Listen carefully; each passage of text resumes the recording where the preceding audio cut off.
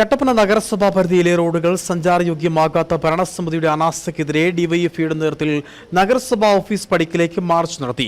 ജില്ലാ സെക്രട്ടേറിയറ്റ് അംഗം ഫൈസൽ ജാഫർ മാർച്ച് ഉദ്ഘാടനം ചെയ്തു.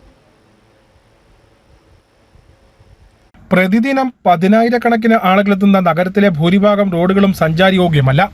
പോക്കറ്റ് റോഡുകളിൽ ഉൾപ്പെടെ കുഴികളാണ്. വാഹനയാത്രികർ ഏറെ ബുദ്ധിമുട്ടിയാണ് ടൗണിലെത്തി മടങ്ങുന്നത്.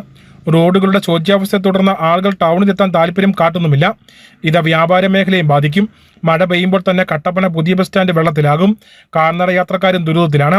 പ്രതിദിനം 150-ലേറെ ബസ്സുകളെത്തുന്ന സ്റ്റാൻഡിലേക്കുള്ള അപ്രോച്ച് റോഡുകളും ഗതാഗതയോഗ്യമല്ലാതായി കഴിഞ്ഞു. മറ്റ് അടിസ്ഥാന സൗകര്യങ്ങളും നഗരത്തിലില്ല.